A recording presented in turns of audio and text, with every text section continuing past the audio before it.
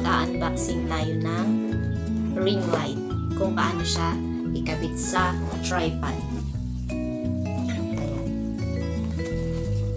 Ayan. Sabi dyan, ring fill light. So, ayan yung mga ano niya. Pakita ko na lang. Ayan.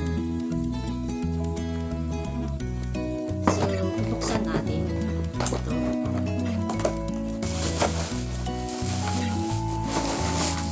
Ito ang laman.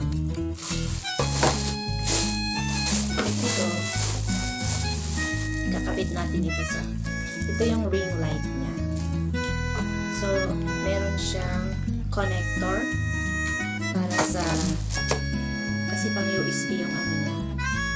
Pang USB yung saksakan. At saka, ito yung on and off niya.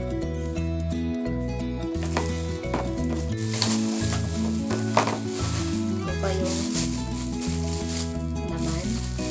At saka, ito para sa phone.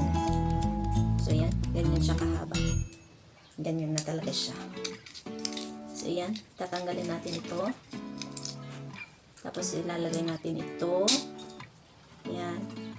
Tapos, ilalak natin siya para hindi nakupubot. Yan. Tapos, ilalagay natin siya dito. Fix. Yan. Pero para ano siya, para sakto lang dito sa gitna. I-bend natin ito. Nabe-bend ito. Ganun. Yan. Tapos, ilagay natin dito. Ganyan. Here. Like that.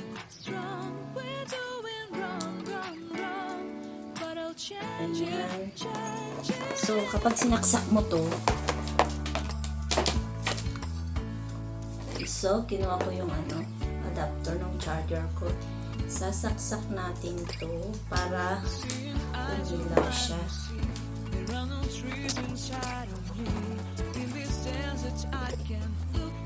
So, para umilaw, kailangan natin dito. So, pwede mong palit-palitan yung light niya. Ayan. Ayan. Pwede mo rin siyang i-adjust. Pwede mo siyang i-adjust. So, mas mabilis. Ayan. So, mas maliwanag. Hintay natin siya sa so, ito yung tripod mo. Yung pin. Yung tripod.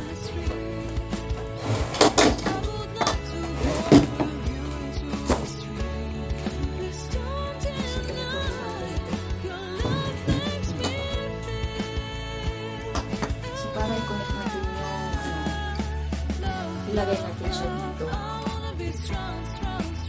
Connect natin yung ito dito.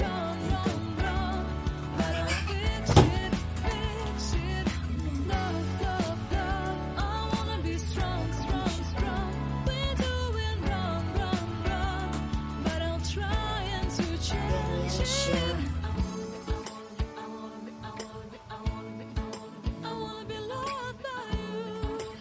So, kung gusto mo siyang pahabain, ano mo lang dito.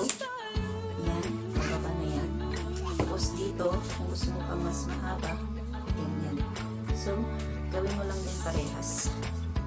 Ganyan. Medyo ganyan siya. Mahaba siya. Actually. So, ganyan. So, pwede mo rin din itong pahabain. Dito sa part na to. Yan mo lang ito, paluwagan mo, tapos itaas mo ito. Ayan. Depende sa gusto mo haba. So, mahaba na yan. Ayan. Ganyan.